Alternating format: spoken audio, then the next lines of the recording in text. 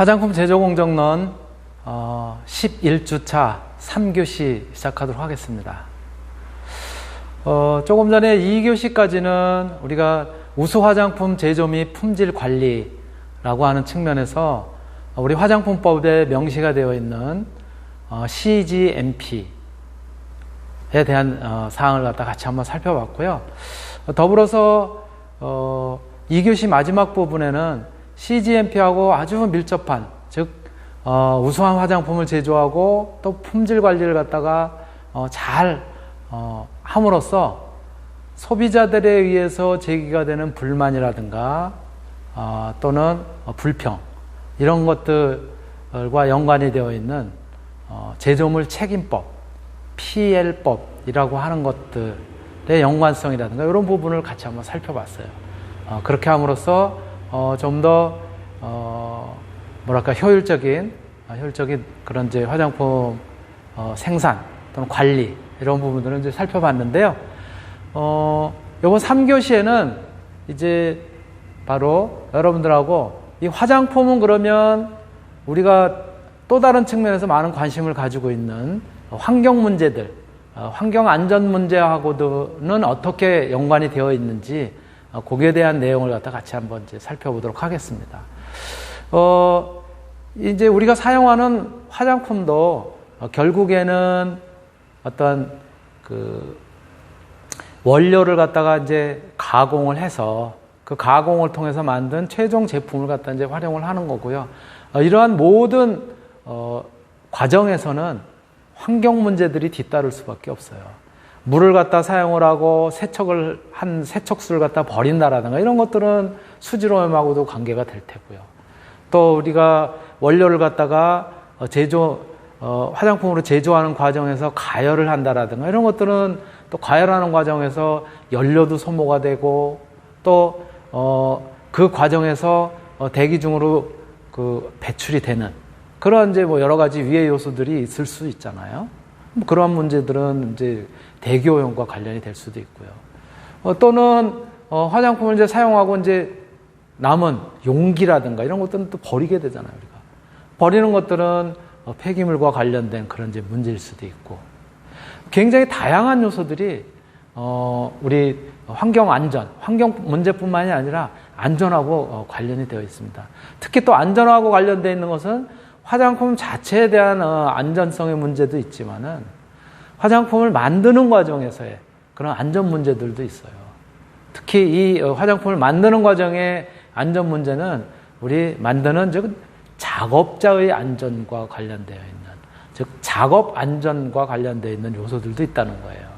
그래서 그러한 문제를 포함해서 그래서 같이 한번 이 화장품과 환경 안전 문제는 어떻게 연관이 되어 있는지에 대한 이야기를 갖다 이번 시간에 살펴보도록 하겠습니다.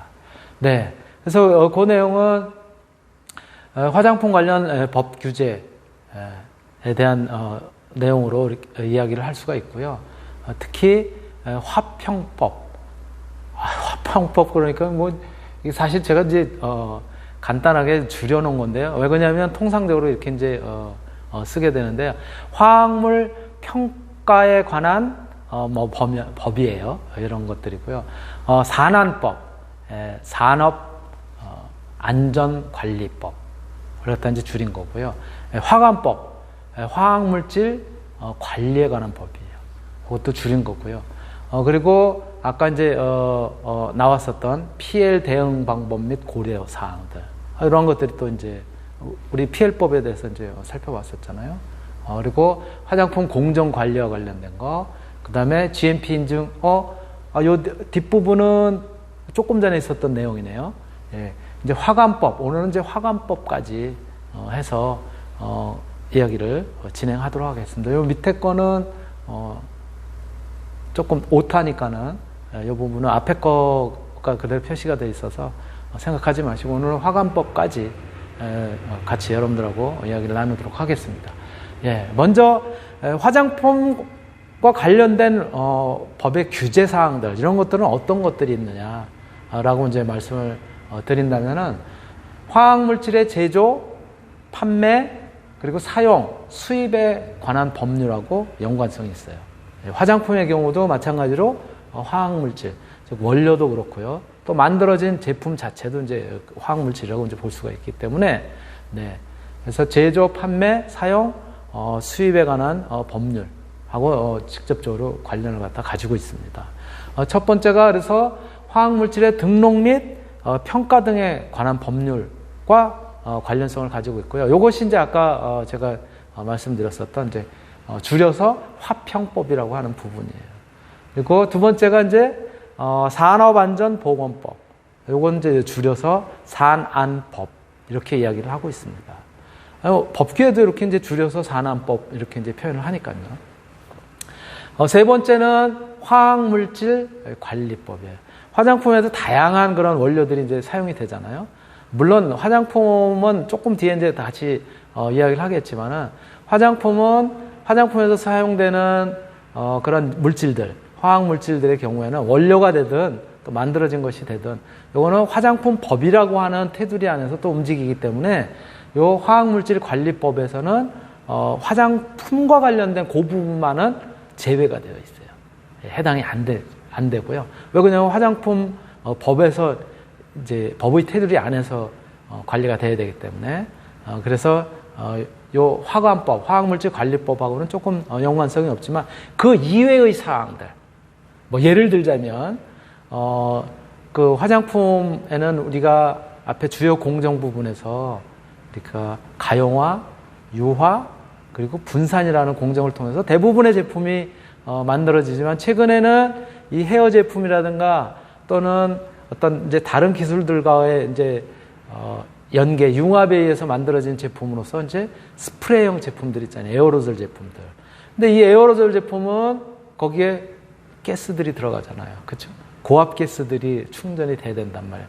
그런 부분들은 이 화장품법에서 지금 명시가 되어 있지 않은 부분들이 있어요. 그래서 그런 부분들은 이제 화학물질 관리법에 의해서 관리를 할 수밖에 없는 것들이죠. 그래서 이렇게 크게 세 가지, 화학물질의 등록 및 평가 등에 관한 법률이라고 하는 화평법, 그리고 산업안전 그 보건법이라고 하는 산안법, 세 번째는 화학물질 관리법이라고 하는 화관법과 관련되어 있는 그런 부분이 있고요.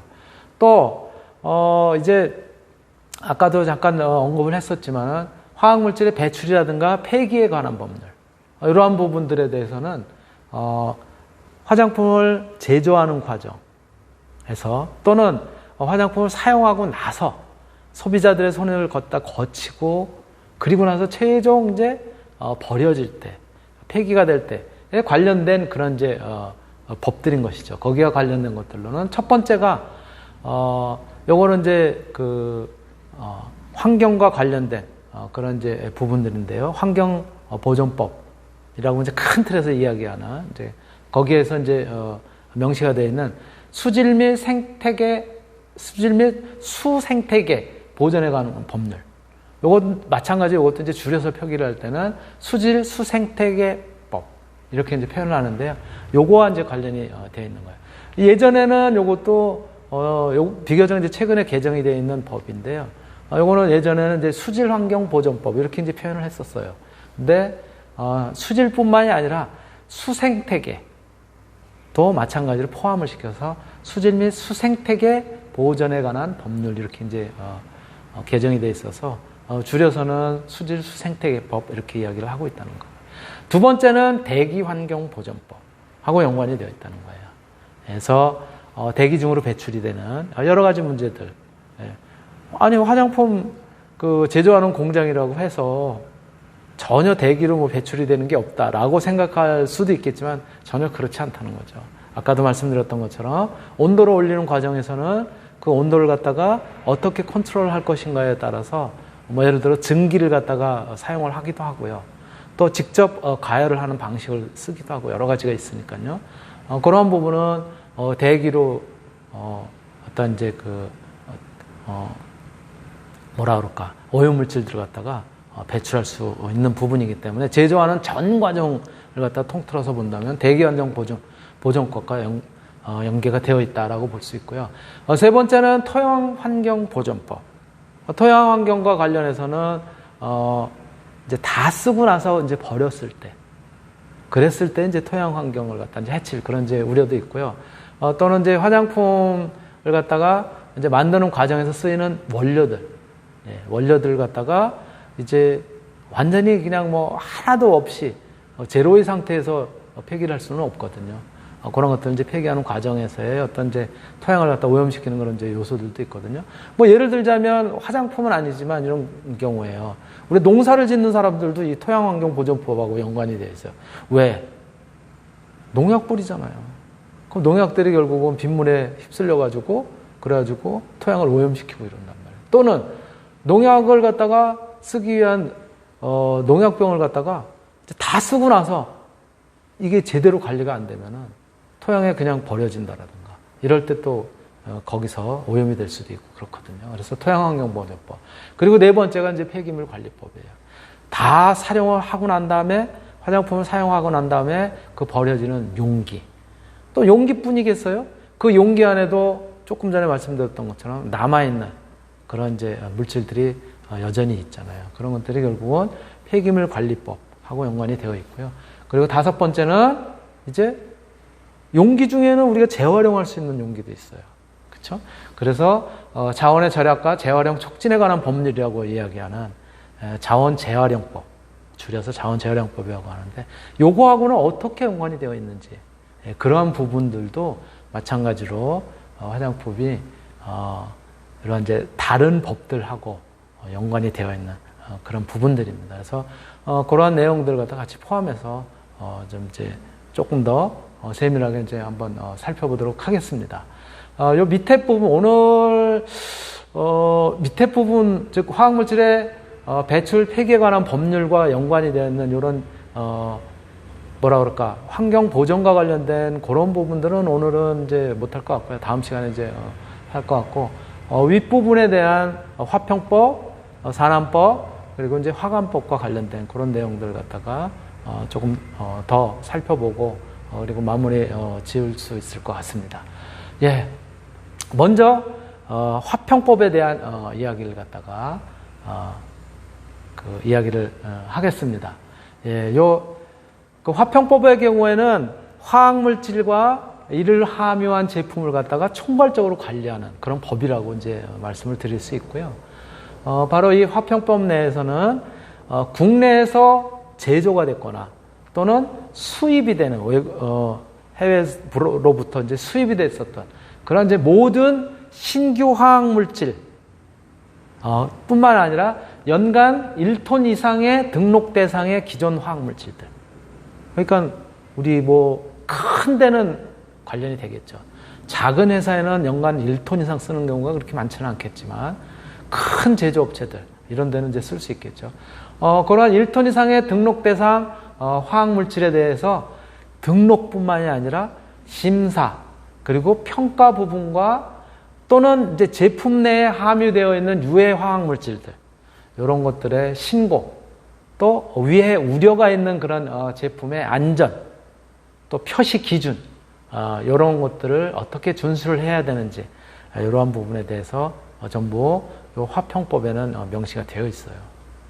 또 그리고 화장품 뿐만이 아니라 화장품을 생산하는 과정에서의 어떤 세정제라든가 또는 방향제라든가 뭐 조금 관계는 없지만 이제 접착제 화장품하고 직접 관련이 되어 있지는 않지만요. 접착제, 또 강택제, 탈취제, 또 합성세제, 또 표백제, 섬유유연제 이런 여러 가지 요소들 이런 것들은 이제 일반 소비자들하고도 또 연관성이 있지만은 주로 이제 생활용으로 사용하는 그러한 제품들도 마찬가지로 이 화평법에서 정한 기준에 따라서 승인을 받아야 되는 거예요. 그래서 그러한 부분들이 화장품 내에서도 해당이 되는 부분들은 이렇게 관리가 돼야 된다라고 하는 부분이 있고요. 또 화장품은 사실은 아닙니다. 이 부분은 오히려 화장품하고 굉장히 밀접한 연관성을 가지고 있는 의약 외품에 이제 주로 들어가는 것들 중에 방충제라든가 소독제, 방부제 이런 것들은 이제 의약 외품에 들어가지만 화장품도 이런 것들하고 굉장히 밀접한 관련성을 가진 그런 제품으로 봤을 때 사람과 동물을 제외한 모든 유해 생물을 죽이거나 생물의 활동을 정해야 하는데 사용하는 그런 제품들 이런 것들도 이 화평법에서는 마찬가지로 취급을 하고 있다는 점, 이런 것들은 참고로 우리가 알아두면 될 거라고 이제 생각을 하고요. 바로 이러한 이제 화평법에 의해서 관련이 되어 있는 이러한 이제 주요 체계도는 어떻게 되어 있느냐라고 하냐면은 화학물질 및 혼합물에 대한 그런 이제 부분들, 그리고 다 완성이 되어 있는 제품에 대한 부분으로 나누어서 평가를 하도록 되어 있어요. 평가를 하고 관리를 하도록 되어 있어요. 그래서 화학물질, 즉 원료가 이제 주로 해당이 되는 거겠죠. 이런 것들은 제조를 갖다 하는 과정에서 보고를 한다라든가, 또 새로운 이제 어떤 화학물질은 반드시 이제 보고를 하게 되어 있고요. 또 여기에는 이제 유독물질이 원료에 포함이 되어 있는지 없는지, 화장품의 경우에 유독물질 쓸 수 없도록 되어 있다고 그랬잖아요. 그렇죠? 그러나 뭐 최근에는 유독물질은 아니지만 어떤 트러블을 일으킬 수 있는 그런 물질들, 이런 것들도 이제 쓸 수 없도록 되어 있죠. 또는 어떤 사용을 하되 그런 이제 한계가 정해져 있는 그런 물질들도 있지만, 이런 것들에 대해서는 특히 이제 화장품은 관련이 없습니다. 그러나 화평법에서는 유독물질과 관련해서는 등록이라든가 유해성 심사라든가 유해성 평가라든가 이런 부분을 반드시 하도록 그렇게 되어 있어요. 그리고 그것을 통해서 허가물질이라든가 제한 금지 물질이라든가 이런 것들을 갖다 이제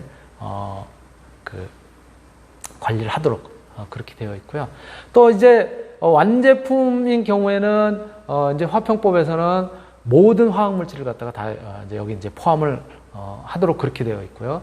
특히 유해 화학물질이라든가 이런 것들을 이제 포함하는 제품의 경우는 이제 신고를 갖다가 이제 하도록 되어 있고, 위해성 평가라든가 또 안전 표시 기준을 갖다 제대로 이행을 했는지, 이 부분에 아까 제가 말씀드렸었던 화장품의 경우에는 최근에 대부분 근데 화장품을 제조하는 회사하고는 사실은 조금 거리가 있을 수는 있어요. 왜 그러냐면 화장품 중에서 아까 제가 말씀을 드렸던 가능성이 있는 물질로서 에어로졸 제품, 즉 스프레이형 제품을 갖다 이야기를 했는데, 스프레이형 제품 같은 경우는 대부분 제조하는 이런 것 부분은 화장품을 제조하는 회사에서 하지는 않고, 내용물을 갖다가 화장품 만드는 제조에서 다 만든 다음에 그것을 갖다가 이제 2차 가공을 위해서, 그렇죠? 충전하는 것들은 고압가스를 취급을 하거나 그런 용기를 취급하거나 그런 것들 제조 생산하는 이런 쪽으로 이제 위탁을 하게 되죠.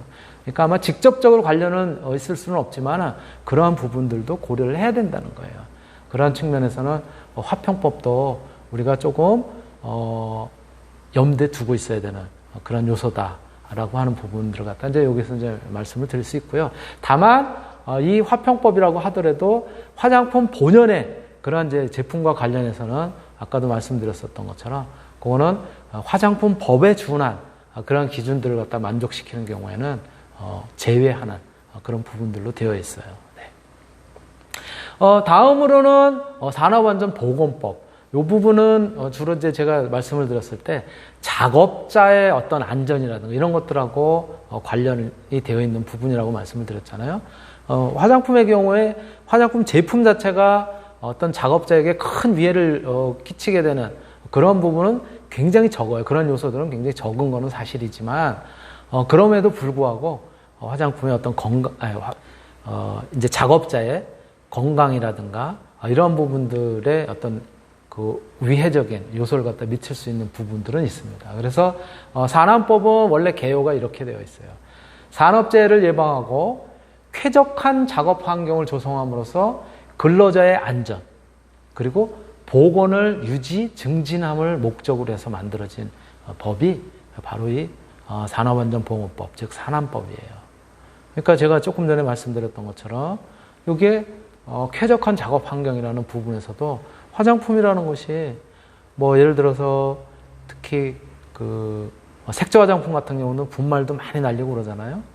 그래서 그러한 이제 작업 환경 또 위생 이런 부분에 연관을 미칠 수 있다는 거예요. 유해성이나 위험성이 우려되는 물질의 경우 이런 경우는 그 사항을 조사를 하고 그 조사 보고서를 고용노동부 장관에게 또 제출을 하도록 되어 있습니다. 그래서 이러한 요소들이 있고요. 또 화학물질이라든가 화학물질을 함유한 제재들 이제 요거는 이제 대상 화학물질이라고 이제 이렇게 표현을 하는데요. 이거를 양도하거나 또는 제공하거나, 양도 받아서 사용을 하거나 또는 제공을 갖다 받는 사람들에 대해서는 뭐를 갖다 서로 교환을 해야 되냐면은 요 부분은 그래서 우리 화장품 아까 이제 CGMP의 그 기준서 4대 기준서라고 얘기했잖아요. 여기에도 반드시 이러한 부분들이 이제 반영이 되도록 되어 있어요. 그게 그 중에 하나가 뭐냐면 이제 물질 안전 보건 자료예요. 우리가 MSDS라고 표현하는 물질 안전 보건 자료. 요 부분입니다. 요거는 반드시 주고받고 하도록 되어 있어요. 원료를 납품을 하거나 이런 경우에. 그래서 우리 이제 화장품 제조업체에서도 굉장히 중요시 여기는 그런 부분인 것이죠. MSDS는 뭐 여러분들 앞에서도 제가 이제 우리 화장품 제조 공정론 앞부분에서도 사실은 이제 설명을 했었잖아요. 그렇죠? M은 material, S는 safety, 물질 즉 안전. 그다음에 D는 데이터, S는 sheet. 물질 안전, 데이터, 자료죠. 예. 그런 것들을 갖다가 그래서 물질 안전 보건 자료라고 이제 표현을 하는데 반드시 주고받도록 되어 있고요. 또 근로자의 보건 관리라든가 작업 환경과 관련된 사항 이런 것들도 그 방법을 갖다가 이제 정하고 있습니다. 주기적인 건강 진단이라든가 이런 거에 대해서도 거기에 명시가 되어 있기 때문에 반드시 주기적으로 요 산안법, 산업안전보건법에 의해서 건강검진을 해야 돼요. 우리가 국민건강검진법에 의해서 그래서 이제 그 의료보험에 가입되어 있는 모든 사람들이 이제 그 건강검진을 하잖아요. 의무적으로 하도록 되어 있잖아요. 그런데 그거 받았다고 하더라도 산업안전보건법에 의해서 또 똑같이 받아야 됩니다. 우리 뷰티 화장품과의 경우도 요 화장품 제조와 관련된 그런 여러 가지 물질들을 갖다 이제 취급을 하게 되잖아요. 예를 들어서 폴리에틸렌 글라이콜이라든가 메틸알코올이라든가 이런 것들도 취급을 하기 때문에 저도 마찬가지로 이 산업안전보건법에 의해서 가서 또 따로 특수 건강 검진을 받게 됩니다. 꼭 받아야 돼요. 의무예요, 의무. 마찬가지로 이렇게 화장품과 관련된 생산을 하는 제조업에 있는 사람들, 또 연구실에 있는 사람들도 특수 건강 검진을 건강검진, 일반 건강검진 이외에도 받아야 된다고요. 이게 산업안전보건법에도 명시가 되어 있어요. 여러분들도 똑같이 아마 그 화장품 회사에 근무를 하게 되면은 마찬가지로 이렇게 특수건강검진 또 받아야 됩니다. 요거는 해마다 받아야 돼요. 이런 것들도 산업안전보건법에 명기가 되어 있다라고 하는 부분을 말씀을 드릴 수 있고요. 그래서 바로 이러한 산업안전보건법의 관리 체계들은 여기 산업안전보건법에 의하면은 반드시 안전관리자, 보건관리자를 꼭 두도록 되어 있어요. 와, 이 화장품도 만드는 게 쉬운 일이 아니네요. 그렇죠?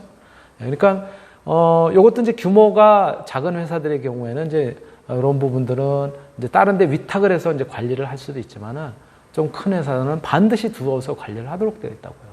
그래서 사업주는 산업안전관리자 또 보건관리자의 어떤 보좌를 받아서 즉 조언이라든가 이런 걸 받아서 안전보건 관리를 갖다 총괄하는 그런 책임을 갖다 지도록 되어 있습니다. 그리고 그 밑에는 안전관리자들이 관리감독자 또 여러 가지 이제 부서별로 이제 되어 있고요. 근로자라든가 근로자 대표, 명예산업안전감독관 이런 것들과 연계를 해서 전체적으로 산업안전보건위원회에서 모든 것들을 관리하도록 그렇게 되어 있어요. 이러한 체계를 갖다 갖추도록 되어 있고요. 이제 마지막 요소지만은요, 화학물질 관리법, 즉 화관법입니다. 화관법은 이제 어떠한 내용들이 이제 포함이 되어 있냐면요, 화학물질로 인한 국민 건강 그리고 환경상의 위해 이런 것들을 예방하고 화학물질을 적절하게 관리를 하고요.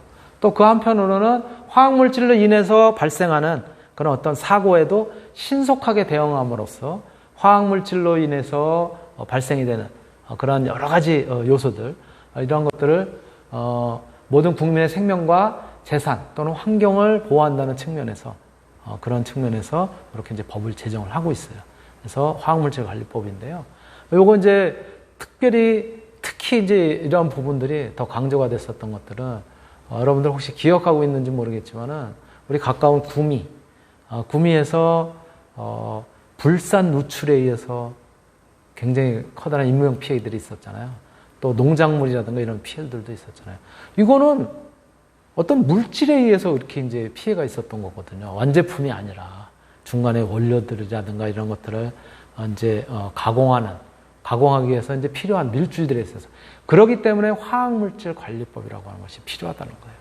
그러한 물질조차도 원료조차도 여러 가지 위해 요소를 갖다 가질 수 있기 때문에 그래서 개별 사업자가 그 배출량이라든가 사용하는 양이라든가 이런 것들 그 다음에 그런 정보들 이런 것들을 공개해야 되는 화학물질을 아예 정하고 있어요.